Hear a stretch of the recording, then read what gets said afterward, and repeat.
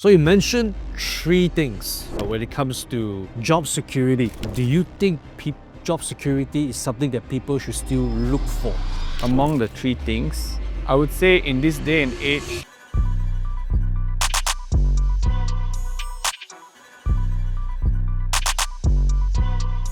Welcome to the Human Exchange, a platform where we want to have real, raw, and relevant conversations on all things performance, potential, and purpose, both in our professional and personal lives. Here at the Human Exchange, I am very interested to not just engage with experts, but humans. And right in front of me, I've got a human, and his name is none other than Justin. Justin, welcome to THX or the Human Exchange. And Justin, before we begin, tell us a little bit about yourself. thanks for having me on the show. Yes, I'm certified human, not AI, and this is real. This is real. Yeah. So, thanks for having me. I think, just a bit of background, I guess. I've been, working in the corporate world for I think 15 years now, also. And there's many stories that I guess we'll divulge into later as part of the show. And I spent maybe first 4 years of my life in like big corporate, and then I jumped into startups for a good 10 years plus or so. Now it's not really in startup, but I still deal with a lot of startups. So that is a bit of a high level background that we can jump into later. Yeah. Great. Justin, first thing that I'm very interested to hear from you, job security. Yeah. Do you believe it is still a thing in this day and age? Right. So I did a bit of I guess a search, right? Well, what's the origin of this job security, right? And apparently it came from during the industrial times where people work with the company and then they stay with the company. So industrial times would probably be related to blue collar workers, right? And job security is like the I guess the feeling or the understanding that you will have that job for a long time. Nothing will sort of jeopardize that, right? So I would say in this day and age, it's not as prevalent, although there are still pockets of where job security is apparently higher than, say, in other companies. So it still exists in certain pockets, but I would say that tends to be more so in companies that have existed for a long time, they're profitable, they are like 100-year-old plus companies.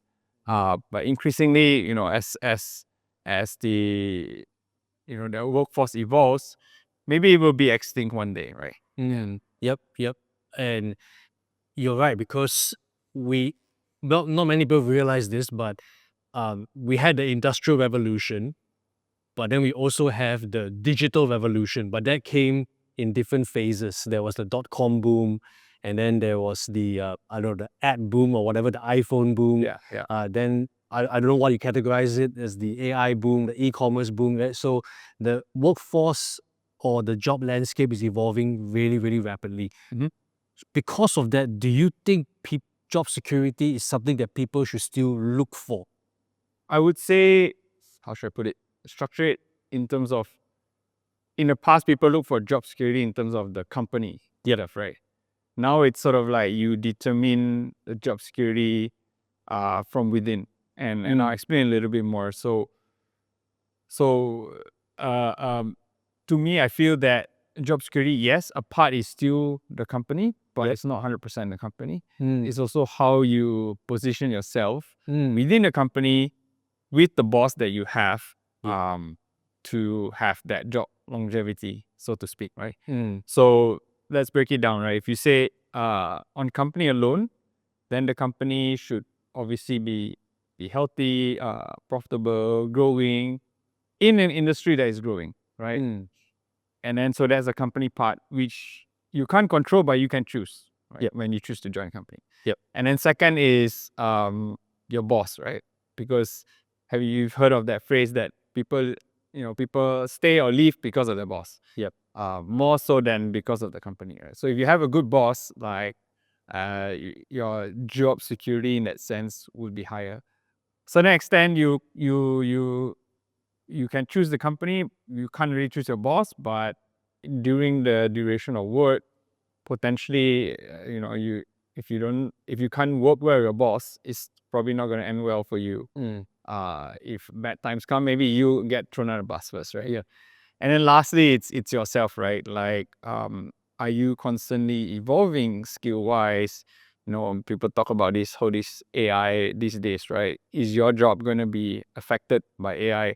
Are you using AI to enhance your skill sets and things like that helps you stay relevant and helps you continue to bring value to the company? And if you are doing that, then again, your job security becomes your job security percentage goes up a notch, right? So if you compound all that, where you continue to stay relevant, make your skill sets always bringing value to the company. You work well with your boss sees your potential, he finds opportunities to promote you and all that. And then the company is also growing, and in the industry that is growing, then I would say this combo will give you very high job security in that sense. Yes. Yeah. So it's almost like instead of thinking of looking for security from a company or job security per se, we have to start thinking now what are ways that and things that we can and must do to keep ourselves employable. So it's more about employability, Right. rather than job security. And have you experienced? I mean, it's obviously a leading question because I know a little bit about your background also. But tell us a little bit about what led you to realize that. Like, were there some instances in your career that you felt like, hey, I thought, like something happened that was a bit of a curveball. You didn't really imagine it happening to you, but then you found yourself having to go back to that, to focus on yourself rather than looking at the company. Right. I think in the early years, when people come out and start working, they don't know people, they don't know their bosses, they also probably don't know themselves very well, right? So you definitely start with the first one. You find a company that is big, like people know the brand name and things like that, right?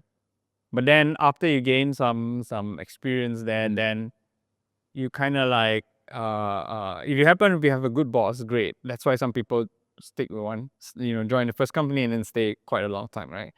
But if not, if you jump ship and you find a good boss, then people always say you kind of follow that boss, right? If that boss moves to another company, then likely is he pulls you. If you have a good relationship, he pulls you, or you follow along with the boss, right?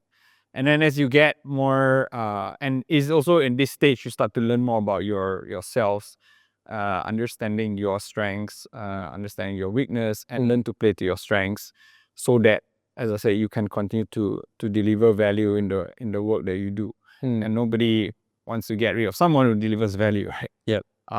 And so this whole, I guess, progression through your career will help you to get that compounding effect over time. Yeah. Was there an instance where you were doing precisely that? You were delivering value, you were hitting goals, meeting targets, but maybe because of circumstances beyond your control, you lost your job or you got laid off. Like, tell us a little bit about your experience. Yeah. So, I mean, my previous job before the current one, which was at Beam Mobility, the e-scooter company, it was precisely that, right? Like, good company, it was growing. At least when I joined them, they just raised Series B funding, like 100 million USD. So they were flush with cash, and they were being very aggressive with hiring. And because of the good run that I had with Grab, that grew, and then after that into Petronas, then I was able to negotiate a package that was quite good, at least to me. So company was great. It was growing. When I came in, we expanded, from KL to all over Malaysia. And then, 9 months in, they said, hey, why don't you take the other countries as well? So I took Malaysia, Thailand, Japan, and Turkey. So it became a It became a regional role. Yeah, exactly. Wow, within 9 months. Okay, wow. So not 100% of my doing. I mean, of course, I was delivering value for Malaysia, but it's just like some internal restructuring. They decide to focus management time on the larger countries, and then I guess the rest of the countries sort of like fell under my portfolio. So that, and then I had a good boss. I learned a lot from him, even though he's younger than me. But he's a deep thinker. He always shared like first principles behind his thoughts and decisions. So it's not like just do something and then go ahead and do it, right? But he explains why this is the case, and also like hard decisions that we have to make. Like he will guide me through it. For example, when the business wasn't doing good in one of the countries, I had to lay off people, and I guess it was the first time I had to lay off a knowledge worker. Right? I had to lay off people for disciplinary issues in the past, but this was the first time to lay off somebody who didn't necessarily perform badly. Right? It's just the circumstance of the market and the business. And then lastly, on the personal self, I was growing, right? Like yes, like on the Malaysia part, thanks to my Grab experience days, like I was able to deliver value for Malaysia, like help them expand across Malaysia. But also I had the opportunity to then cover, I guess, international assignments, right? Before that, I've worked overseas, but not in I guess a management type of role. It was more like, self-contribution operation type of role. So I had all three going for me, and I was pretty happy in Veeam. So when my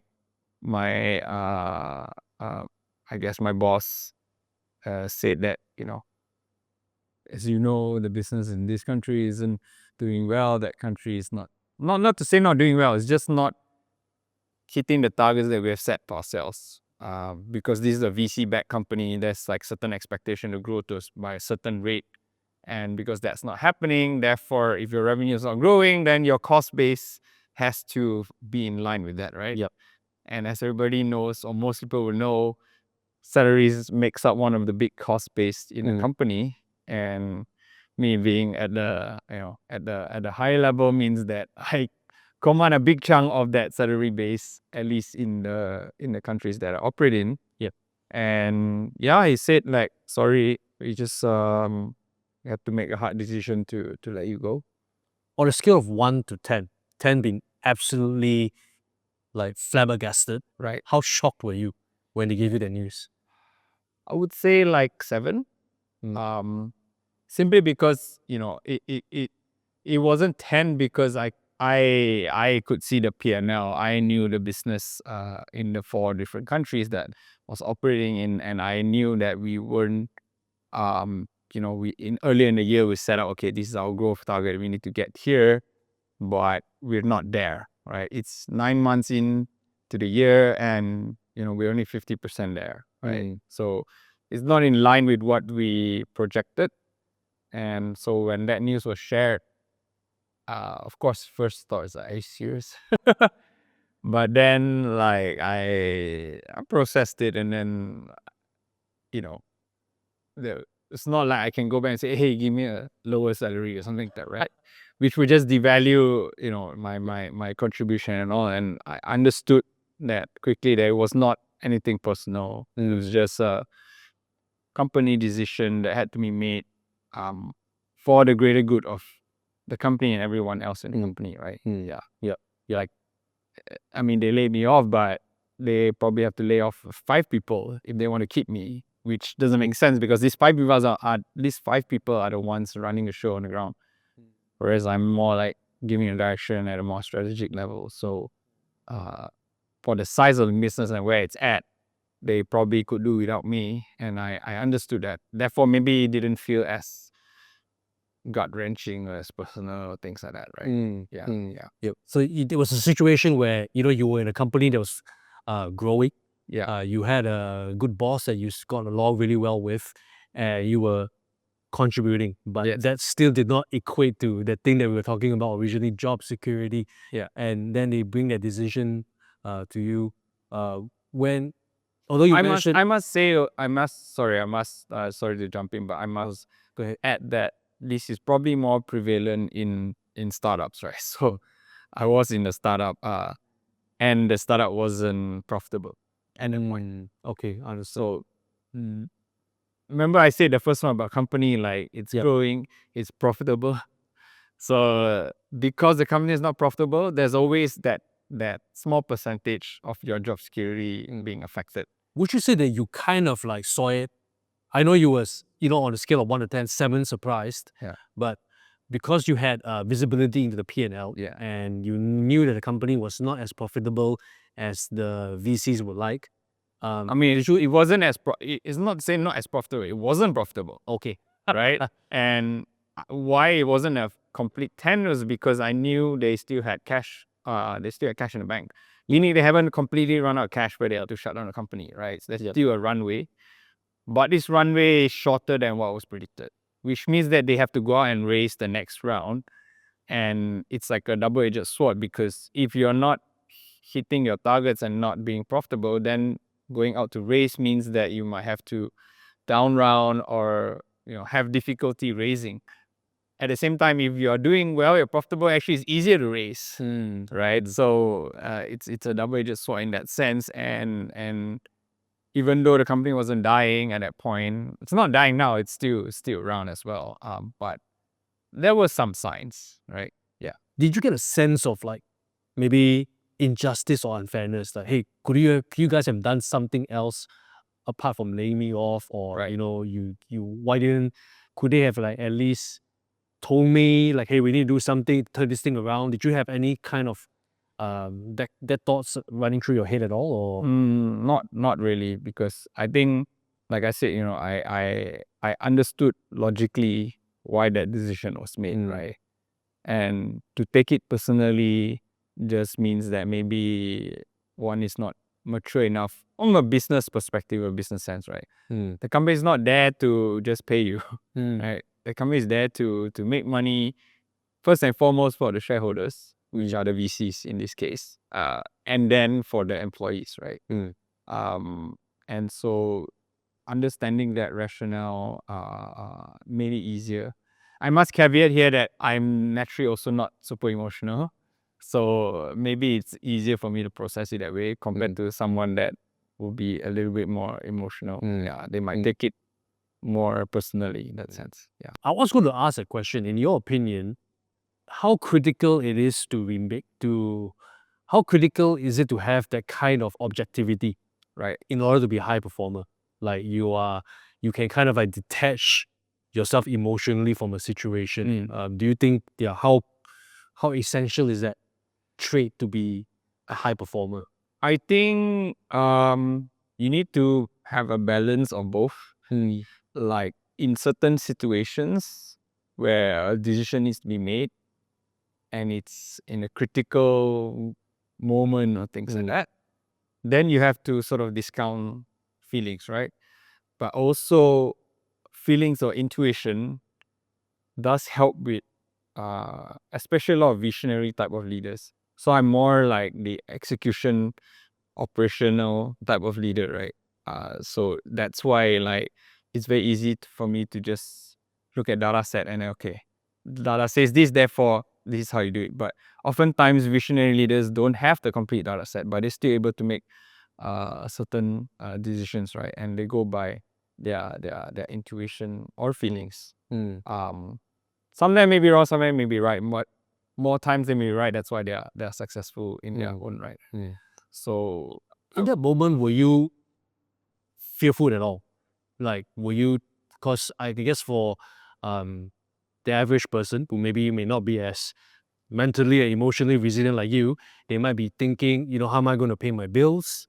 What job am I going to look for? Right. What do I tell my loved ones? Any of that kind of like fear or pressure. Did you feel that when you got given the news? I mean, I'd be lying if I said there was no fear. we are human after all, right? Yeah.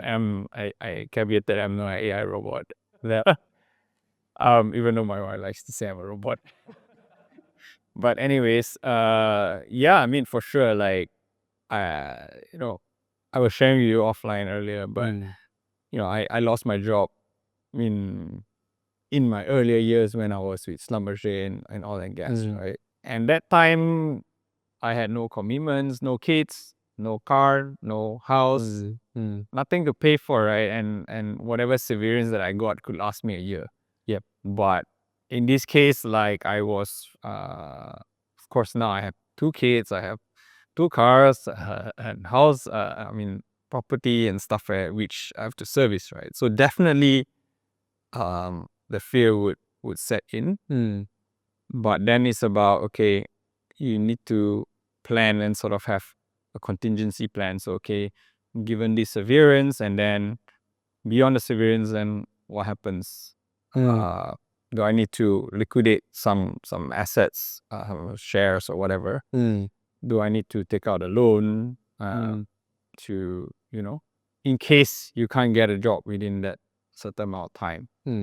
So I did that, right? And did you have like a and why I mentioned that is because, for example, like I took out a loan to extend my runway, right? And I took it out when I still had a job, like when I was still serving notice. So if I waited and then within 3 months or 4 months I don't get a job, and now I want to take out a loan, I probably won't get it. Yep. Because I have no more job, right? Yep. Yeah. So that actually ties in with the question I wanted to ask you. How do you calculate the type of duration of runway that you need to have to find another job?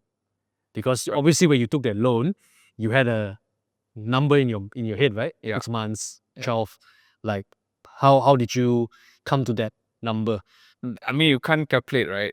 That's where intuition comes in, I guess. I don't know. No, that's the scary thing, right? Because you don't know, right? And the thing is, as time passes, you kind of become more desperate, right? But you don't want to become desperate to a point where you just simply accept anything. But you had some indicator. Of timeline? As in, like, I set my own timeline. Yeah, okay, I want to get a job within 3 months. Why? Because my severance was 3 months. Okay. Right? So you want to calculate based on what you have, right? So that loan, you took it kind of like 2 months in your notice or 3 months? Yeah, I mean, I knew 1 month before my official termination date. And then after that, I still had another 2 months of severance that I could use.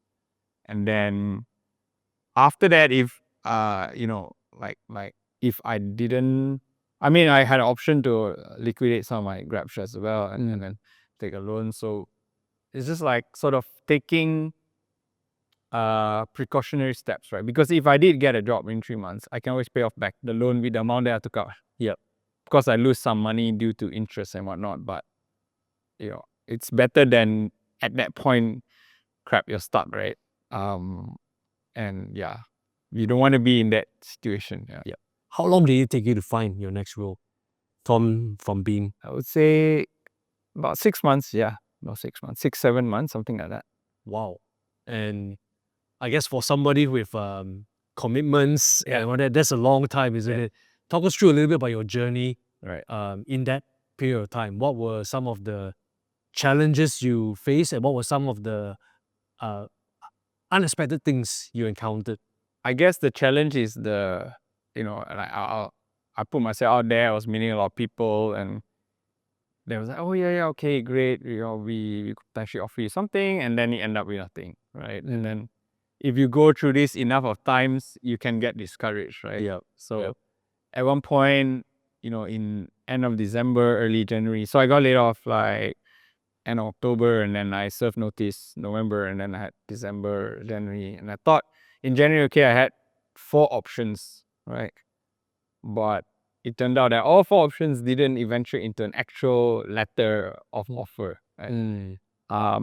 Because of different circumstance and whatnot, and you kind of get a bit more anxious as those things, you know, don't turn out like what you expect to turn out.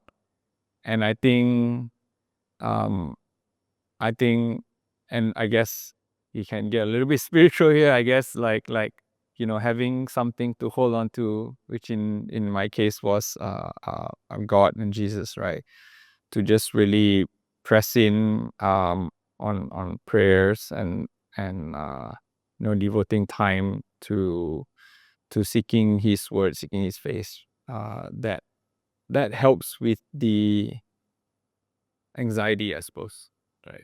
How much of did anxiety affect you? Did you, looking back, do you feel like you kind of made, I don't want to use the word mistake, but I can't really find another word to describe it, but did you find like because of your anxiety and because of your greater desperation, Right. you found yourself maybe making a few missteps or saying or applying things you would never apply for, that kind of thing? Were there any things like that for you? I mean, I was also like, again, I held out to things that I wanted to. So as I talk to people, I say, okay, this is my skill set, this is my experience. Ideally, I want to do something within this, right? But there was also the aspect of the salary side, because I got to maintain my commitments, right? So interesting story. So in my current role, I'm doing sales, which, truth be told, I never done sales as a job, right? Of course, we do indirect sales with stakeholder management and internal convincing people. Those are actually sales in disguise. But sales as a job, I hadn't done it before. And all my experience had been in operations and strategy mainly, right? So as I talk to people, I tell them, okay, operations strategy is my strength, and this is where I want to go, what I want to do. But a lot of time, like I mentioned earlier, also I had a good run, and therefore I kind of priced myself out of the market. Excuse me. And so it's always that balance between, yeah, I can do the job, but can you pay me my ask, right? Like if I'm willing to say accept 50% cut, then maybe I would have gotten something right earlier. But taking from my experience in Expedia, so after Grab, I left to Expedia for a very short stint of 3 months, and I quickly realized within 1 month, like, that job scope was not enough of a challenge for me. Not trying to be braggy or whatever, but I know. Yeah. like I needed a bigger challenge, right? And even though I did get a pay jump from going from Web to Expedia, but wasn't intellectually fulfilling enough. It wasn't stretching me. Yep. Yeah. Yep. So And I think just on that also, like and sorry, and why I say that story is because, like, in this, coming back to that situation where I didn't have a job, and if I settled for, okay, pay me 50% less and I could do this job, that would actually lead up to the situation where once I'm in, I'm like, shit, I know how to do this. It's not very challenging. And I'll always be constantly on lookout. correct. This is just a stepping stone. And the employer will know this. Correct. Which is not fair for both sides also. Which was what I was getting to, is the level of engagement. I think what people don't realize is that in a desperate situation, psychologically you're telling yourself yes, or subconsciously you're telling yourself, no, it's fine. I just need to get something. I'm willing to be humble. I'm willing to lower myself. But I think seasoned people as well as employees would know that your level of engagement will be affected. So if, say, you have this figure that's your baseline and you go below that, what will happen is you may be content for a short while because you're so grateful, yeah, I got a job. But what will happen is that that gap will still be within, will still be in the back of your mind, Right. and you'll be looking, right? You will still be looking out. You will not be fully where you are. And I think employers notice this. Yes. And I realize this. That's why, even though from an employee perspective, you say, I'm willing to take a pay cut, but not many employers are willing to give that opportunity. Right. In fact, I had an additional perspective on that because someone else told me is that if they're changing industries, what will happen is, yes, they will take a pay cut to learn, but the minute they develop a bit of experience and understanding within that industry or skill set they want to know, they will go and sell their skills elsewhere, Right. and leverage on their past experience, so that flight risk is high. Yeah, so that's I think something is an interesting look into how employers and employees think. Actually, this thing exactly did happen also. As so I was interviewing for the current competitor to Grab in the e-hailing space. And I actually finished 5 rounds of interview.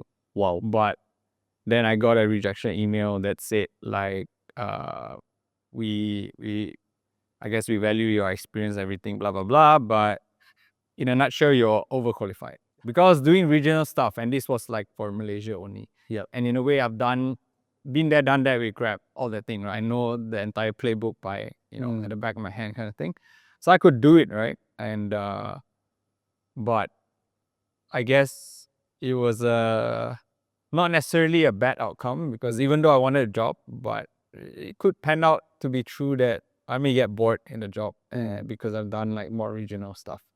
So the employer was, made the right decision in that sense. And I also take that as a lesson for myself if I'm hiring for people in future, and I get this kind of situation, I'll think twice, right? Like, do you really want to hire this person? Because there could be a flight risk, like you said.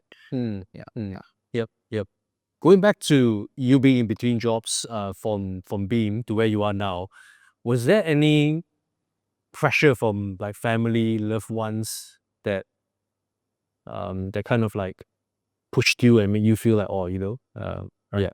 What was your experience in that? I think me being like naturally and I guess ambitious or go-getter type of person, I think the pressure on myself was probably higher than pressure, like say from my wife or my family or anything like that. Even though I must give credit to my wife for being supportive in whatever decision that I make. I do consult with her for any of those offers that came by. But no, I think that the pressure I placed on myself was probably higher to, try to get something, as the breadwinner of the family kind of thing, right? Yeah. What would you say are essential things a person must do to ensure that they keep their employability high? Because going back to the kind of like framework or criteria you talked about, industry that's growing, company that's profitable, a boss that you are aligned and you can work well with, and then we talked about your own self, right? The employability. On that realm, what are few things that you think is absolutely essential that a person should do, should invest in themselves, Right. to ensure that they can build their own job security in the future?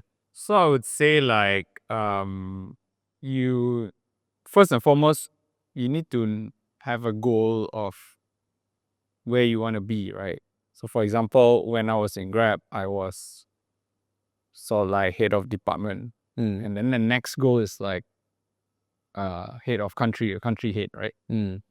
So then I asked myself the question that what skill sets am I lacking to be able to get there? And one of those skill sets was like deep thinking, like that whole visionary thing I told you earlier about.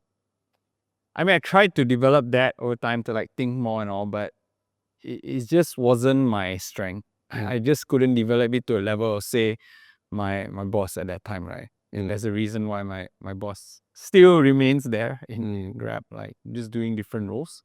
So knowing like what skill set you want to add on to have that sort of compounding effect in terms of your sellability of your personal self. So knowing that is quite important. So coming back to my current situation, like I said, I've never done sales, but of course I've done pockets of sales here and there. And I thought, hey, maybe doing that role isn't such a bad thing, right? After all, someone is giving me a chance to do it at a, not at a ground level, but sort of at a management level. And I already have some management skill set. So how do I apply this management skill set in the realm or in the department or category of sales? And I wouldn't say I perfected it, but I'm learning and hopefully I can have a good story at the end of a couple of 2-3 years down the line, success story, if you may. And that to me was is also a conscious decision, right? Because I've done ops strat, and then if I say what is the next step, and if the next step is say like C-suite, then C-suite means you're looking at different things, right? So the missing piece to ops strat is sales. Because actually at the top level, you're doing sales all the time, right? Whether you're selling to government, you're selling to investors, their shareholders, selling to the board, selling to your team about the direction where you want to go. You're constantly doing sales, right? And you will also have like a direct report that is in charge of sales. So if you understand how to run a sales team, then you can manage the salesperson better as well, in addition to the other functions that I already mentioned.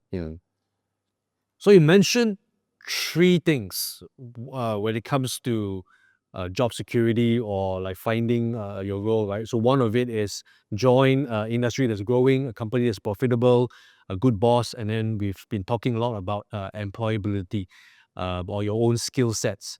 I want to ask you now about the second part, boss. So what makes a good boss? What are signs that you have a good boss? What are your thoughts? Right. I think so. I would say that the first one is a boss that gives you psychological safety. Psychological safety, all right. Right. So this term, I heard it from my ex-boss in Grab, Sean Go. And I think this is very important because psychological safety means that you're able to share openly without any repercussions, negative repercussions, right? So say, for example, you share something, then maybe you did something not purposely, but you did something wrong in your work, and it could affect the company, which would then potentially affect your job, right? So if you don't have that psychological safety with your boss, you'll be like, should I tell my boss? Should I not? Will he protect me? Will he payung me? That kind of thing, right? And if you have that psychological safety, it's like you have a trust level that you're able to share. And I think having that goes very deep, and you know that you can go far with this person. You know that and it's not just when you do something wrong, but when you want to do something right as well. For example, you say, hey, I want to, in a company, I want to get this role or this level, right? You know that your boss will help you find the opportunities to get there, and maybe not feel that, hey, this guy trying to take over my job or something like that, right? He has your best, he or she has your best interests in mind. So that's one. And then secondly will be, and this one is probably like the more common thing, like someone who is decisive and knows what they want. Because the worst thing is you have a boss that is waffling around a lot, and therefore when it's not clear or concise what they want, then you kind of do this and then it's wrong, and then you do this and then it's wrong. Then like trying to figure out what is the right way, right? And over time that becomes frustrating. So, and then lastly, I think it's someone that can, I guess, 2 ways. Maybe one, compliment where you lack, or be able to point out how and where you can improve. So one is like, the first one I mentioned is it's more like have your best interest in mind. The other one is more like is seasoned enough or has seen enough things to know that where you are lacking, because in future this could help you in your path or things like that, right? And that will help you to improve fast, and then that will help you to move up and things like that. On that, how important is it that your boss will know how to coach you into growing in those gaps? Like, is that important? Because coaching, I find, is not a natural, doesn't come naturally to everybody. So is coaching, or being someone, I would say natural, or being like a fairly capable coach also an essential criteria for a good boss? I would say, like you say, it's not natural, but among the three things, probably is least important. I would still say your psychological safety is number one, because if you cannot work well with your boss, if he can coach you well, then but you don't jive with the person, and he's not decisive, he or she is not decisive, then you can still tolerate because you have that trust level with this person, right? But let's say if you have the first part, then this what's the third one again? The coachability, like able to coach, probably may serve you better than the person being decisive in terms of your own personal progress. Right? Maybe if it's not decisive, the company cannot progress well, or you cannot progress well. But if he can point out, where you can improve, then you might be able to find actually a role that is not in your current role that could serve you better because of your skill set or your experience and things like that. So how much effort should you put into managing your boss upwardly? Meaning, if they have difficulty giving you clarity, then you try to help them find that clarity and the direction. Or if they are not really providing you that safe space, then you articulate to them why that psychological safety is important to you and how he or she can help provide that for you. How much effort do you think a person should put into that? As much effort as it doesn't drive you crazy.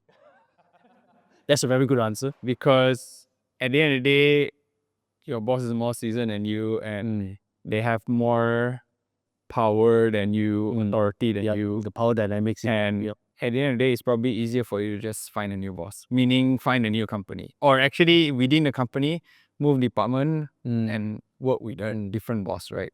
Because the likelihood of you changing your boss is very low. It's easier to just change yourself, change your position.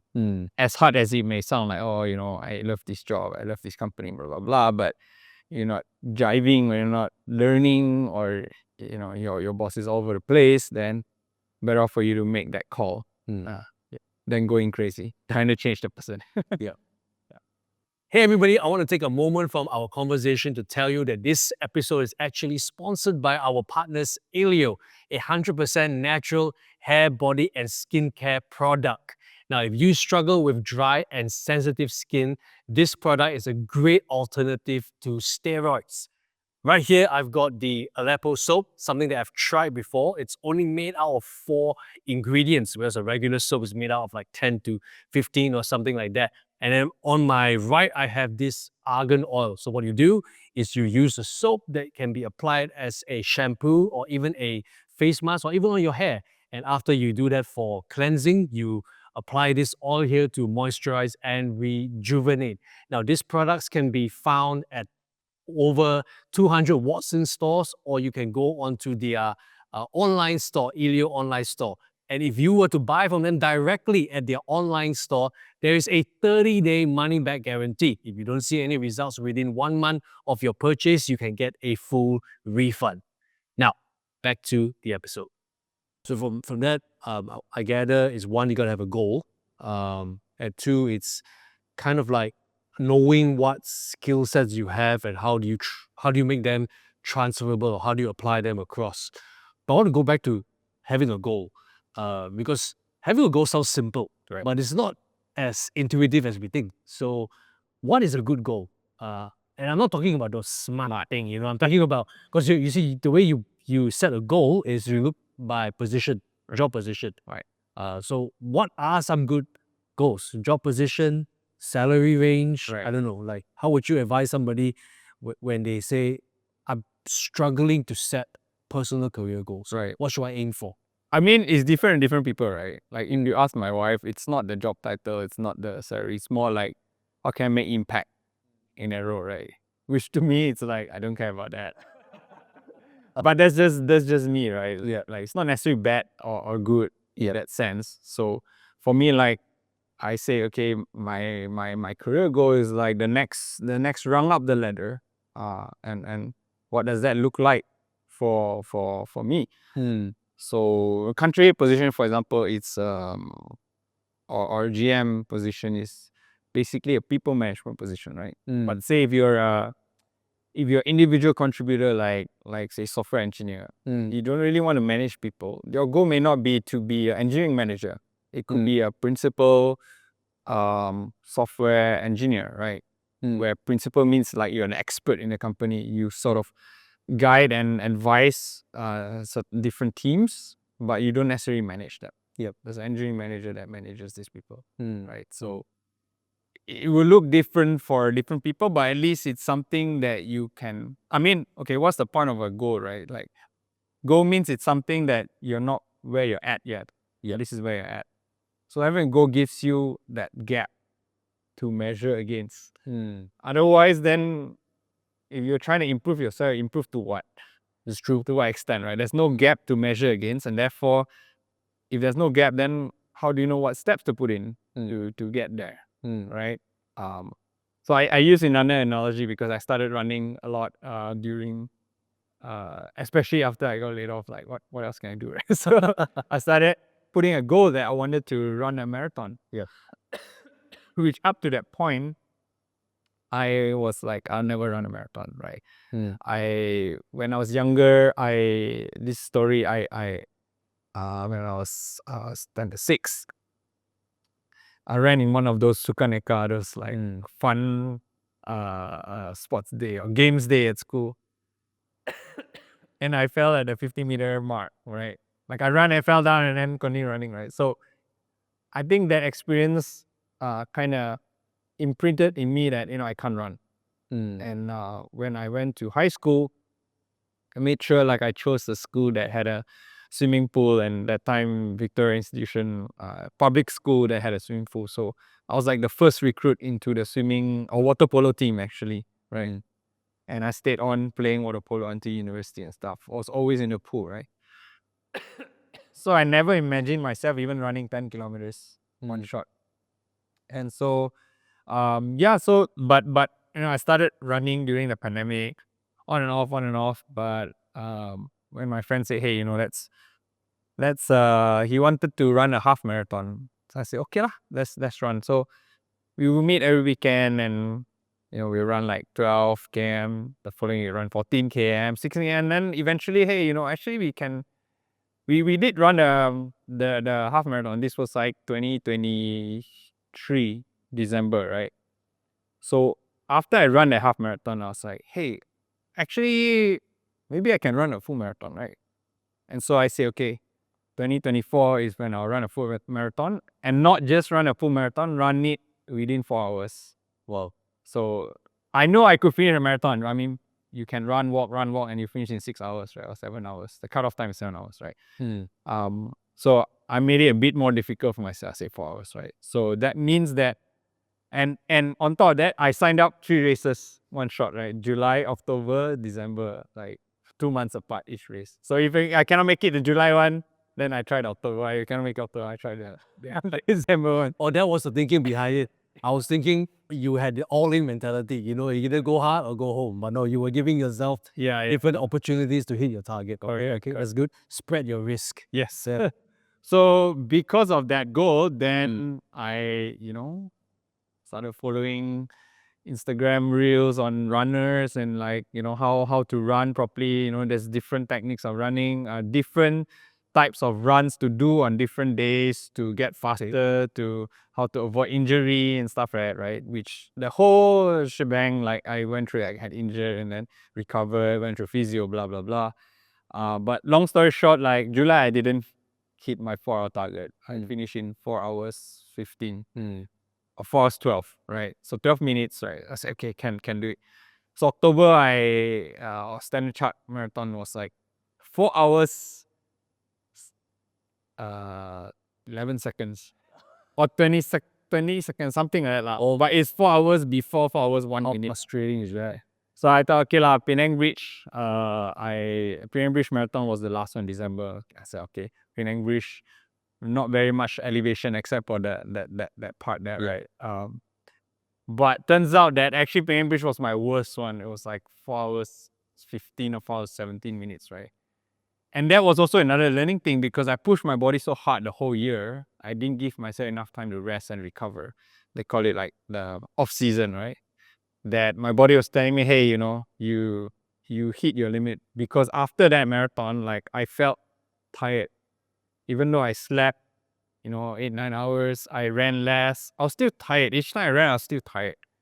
That was a way my body was telling me like you overstretched lah. But anyway, long story short, the point is that if I did not have the goal of marathon and the goal of 4 hours, then I would not have put in all those hours to run, right? And achieve that. So similarly, like in coming back to the story of in a professional sense, your job and whatnot, if you know that, okay, today you're exec and then you want to be a manager in 2 years, 3 years, right? Then you find a manager that you like. It could be your direct manager, could be another manager. And you see where if I were in his shoes today, what could I do his job? If not, why? What is the skill sets I'm lacking to be able to do that person's job well?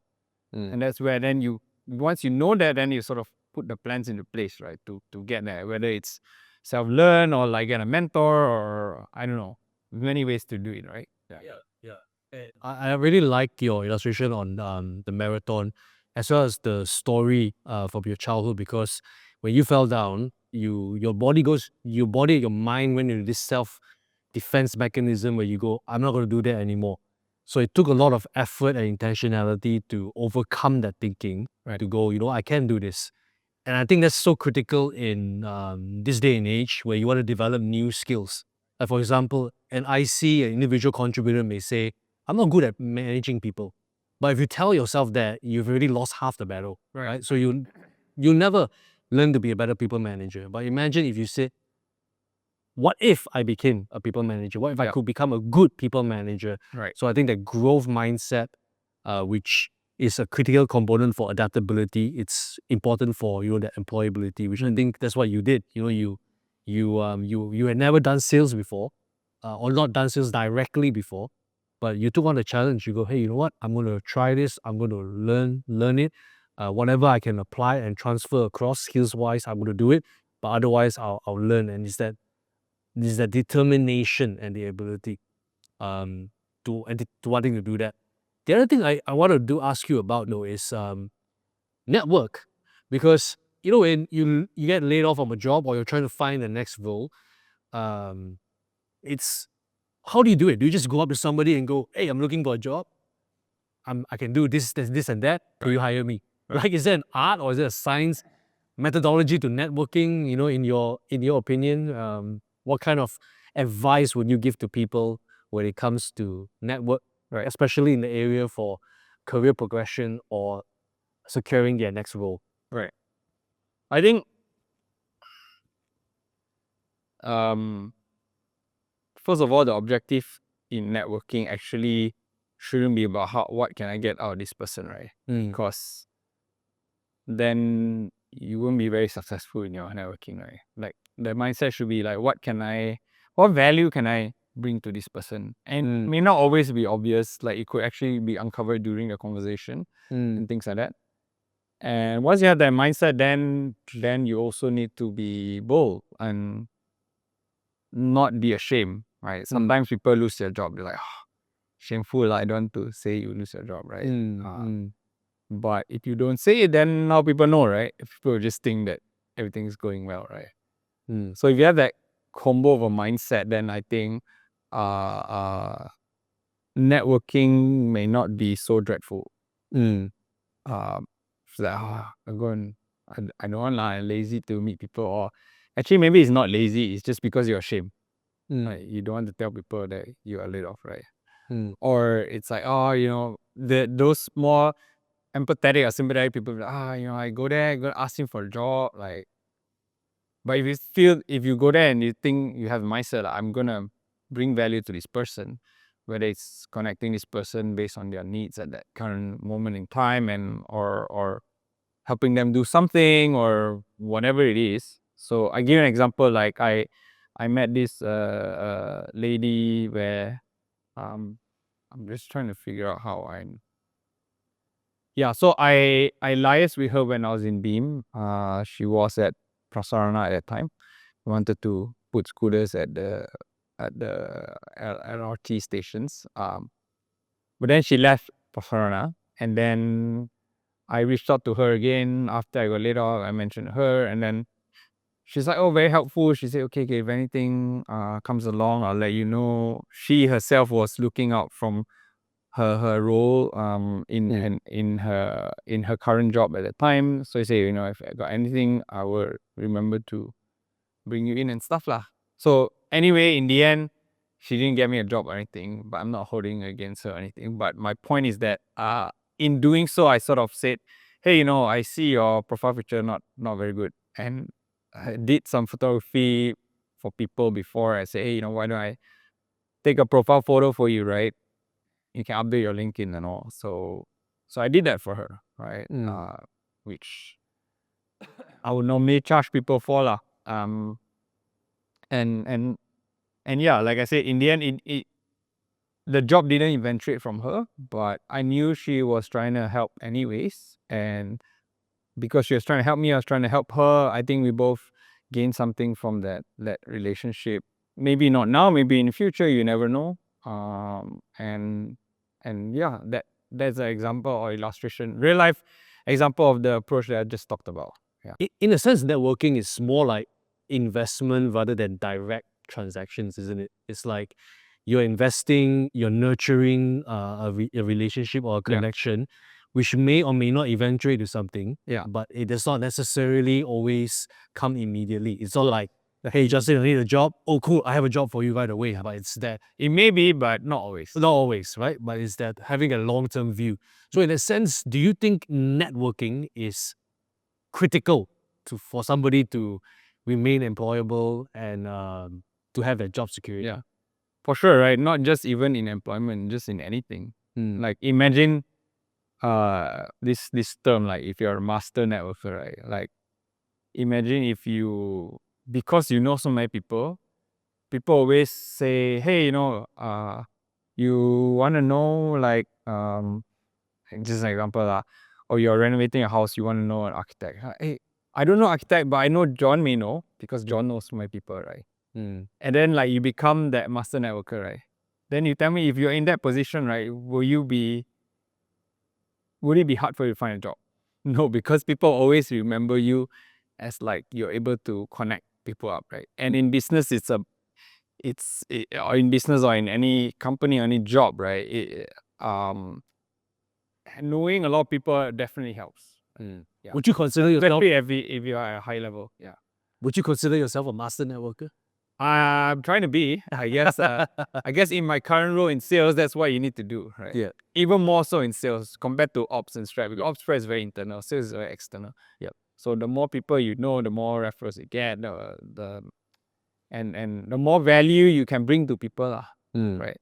So like the way I do sales in a sense is like I ask you about your business, ask you where it's at, where it's heading to, what challenges you're facing. And from these questions and the answers you tell me, I will already have somebody that say, "Hey, maybe this person can help you in your challenge." Or, "Hey, maybe this person is going along the same path. Maybe you can talk to him, exchange ideas, and, grow together or something. Or you can partner with that person, right?" And if it doesn't work out, doesn't matter. But the point is, like, they will remember you because you help to connect them to something that help address their need. And if it did work out, then even more they will remember you, right? And then one day, if you need something, you can just like drop a WhatsApp and you get it because you provided value first before you ask for something from that person. Yeah. Cool. What kind of advice would you give to somebody who is maybe where you were before?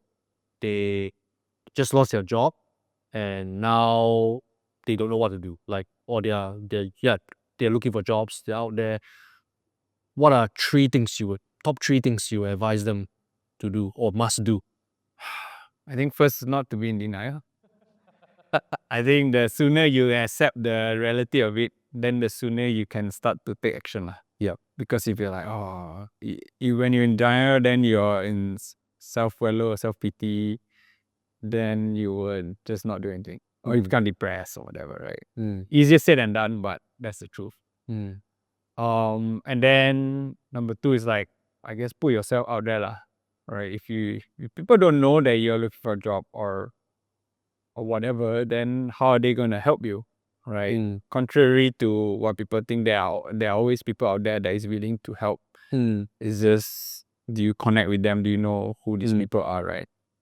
And then I guess while doing so, the process is unpredictable in a sense that you don't know when you would get a job, and is to find something else to work on, to work towards, because that will distract you from going back into the cycle of number 1, which is where you're in denial and blah blah blah, right? So what are some things that somebody could so example for me was the running. Like I know, okay, like I was running 4 or 5 days a week, right? So and that means waking up at 5:30 kind of thing, running before I gotta be back by 7 because I gotta prepare my kids for school. And to do that day in, day out every week requires discipline, right? And it also takes your mind away from instead of that time that you're running, you're like waking up like feeling, oh crap, I don't have a job, what am I gonna do? And start feeling anxious and sorry for yourself. And then you just spiral downwards, right? So you find something else that you can fill your time with, and preferably that has a goal attached to it.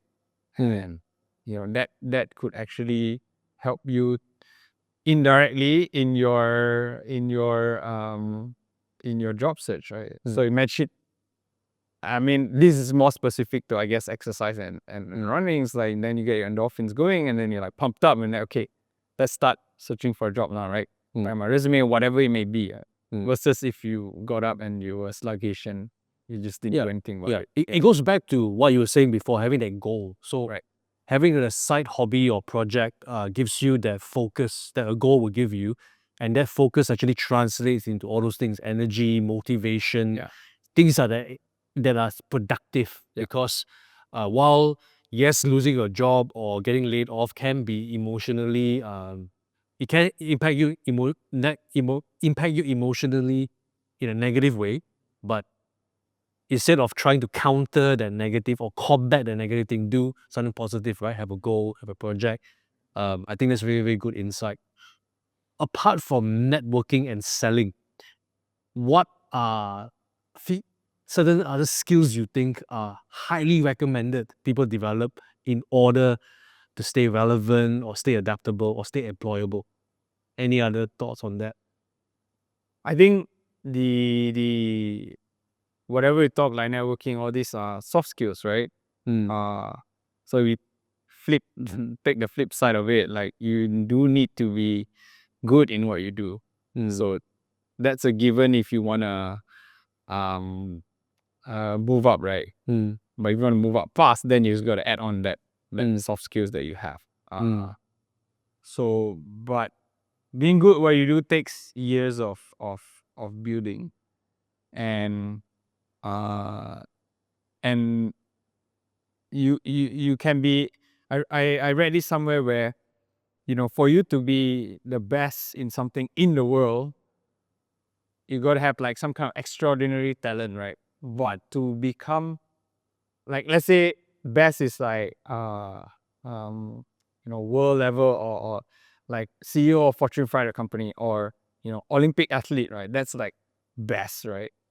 So if I take example of running, you're like best in running at Olympic level, right? But if you never started young, or you don't have some predisposed genetics that is for that, then you're never really going to reach that. But what if you can be pretty good runner, maybe not Olympic, but like you can represent Malaysia your age group, right? But at the same time, you also can be a really good maybe you are not C-suite, but maybe you are one down from C-suite, right? really good at your career. And then maybe you also are you help out in your some non-profit or in your church or whatever, and you bring an impact to that space, right? You're definitely a lot more valuable person or contributor than if you're just super good at one thing. Not to say you're not valuable in that one thing, but knowing sedar diri a bit, like you're never gonna get there, then you just be good, 70%, 80% good at like a couple of things rather than 100% good at just one thing. And also by being in different spheres or things, people know you for different things, right? And that's where, people, like in terms of a job context, like people can see that you have multi-skills and will want to employ you for your multi-skill, not just for a single skill that maybe may become niche in one industry only, but not applicable to another. Yeah. Cool. So looking back on your career, you've got 15 years to your professional or corporate journey. There were a few things you highlighted. You mentioned that you went through different, you were in different companies. You've climbed fairly quickly in some of them because of the profile of the company. Looking back to the younger Justin, and I guess that in turn will translate to the younger viewers here. Maybe they're in their 20s, building a career, or maybe they are at the peak of their career, just looking back in the past. What kind of advice would you give to yourself? Or is there anything that you had thoughts that you would have done differently in your past journey? Right. I don't know if this is necessarily advice to myself, but maybe we've been talking about like how do you enhance yourself and all that, right? But maybe to stay humble, don't forget your roots, don't forget how you are where you are because of certain people in your life. People kind of take for granted that they achieve a certain level of success because they are great themselves, right? Sorry, they take for granted that there are people around them to help them achieve that, right? Whether it's your parents that put you through university and all that, whether it's your boss that looked out for you, gave you that promotion, that quick promotion, quick successive promotion, whether it's God that has blessed you in the different environments that you've been in at the job level or at the company level. Like, for example, in my case, who's to say that Grab didn't end up dying, right? It's a startup after all, right? It was burning cash, it was losing money, but it is where it is today. Maybe 5% of my doing, right? Like the rest of it, I couldn't control the trajectory of it. But because of it, like, I had other opportunities that came by, right? So always be thankful, know your roots, and yeah, it makes you a better human being anyways. Yeah. Are there any practical steps that you can, or advice you can give to somebody to help mitigate the risk of getting laid off, or Right. that kind of thing? Like apart from, of course, we've been talking a lot about investing in your own development and your own growth. Any other practical insights that you can give to somebody when you're talking about building a career or mitigating the risk of getting laid off unexpectedly? I think in this day and age of this VUCA, I've heard of it. Volatility, uncertainty. I can't remember the other C. Hey, I could never. It's a VU, yeah, that rolls off the tongue easily. Yeah. Volatility and uncertainty. But what's C and A? Any challenges? No, I can't remember, but I'm sure you guys can Google it. Yeah, Buka. There's no guarantee that you won't be laid off, right? So this might sound cliche, but it's good to have a side hustle, because if, let's say, you get laid off, at least you are not 100% cut off from your income, right? Not so critical if you're single, you don't have commitment or that, but once you have a family and all, you be thankful that you have that side hustle. And if that side hustle turns out to grow really big, then that could actually become your main thing, right? and then you decide like whether you want to lay people off or not. Which is a different topic altogether. But yeah, like always, and side hustle is one thing. The other way some people think about it is always put aside um savings and invest early, right? Like the whole compounding effect of investing cannot be underestimated basically. Right? If you started putting like 200-300 ringgit away since you're 20 years old, by the time you're 40 years old, that is a couple 100,000. Yeah. What are some because if I get practical, right? What are some investments that people could do that exactly? Put 200-300 ringgit in any products or services you would recommend? I would say like I'm probably not the best person. This is general advice that I was saying. But yeah, I wouldn't put it out there to recommend any such product. Yeah, you don't get sued also, right? I am not a financial planner, but personally, what do you put in? I mean, I'll be following this guy like on Instagram, but if it's like say in the stock market, you can't no one can perfectly time the market all the time. So the best, many people believe that you can't outperform the market anyway. So actually, the best safe investment is actually in indexes or indices. So in the US context, it's like S&P 500, for example, right? So you invest in ETFs that track the indexes, that kind of thing. Yeah, which I mean, you don't even need to track, right? You just, as long as you keep putting on a monthly basis, force put, meaning like when your salary comes in, you straight cut, or even better, you can auto cut your salary, just like your EPF, right? You just auto cut and put, right? And then forget about it, right? Generally, the S&P 500 has performed like annual returns of like 10% or upwards, over the course of many years, right?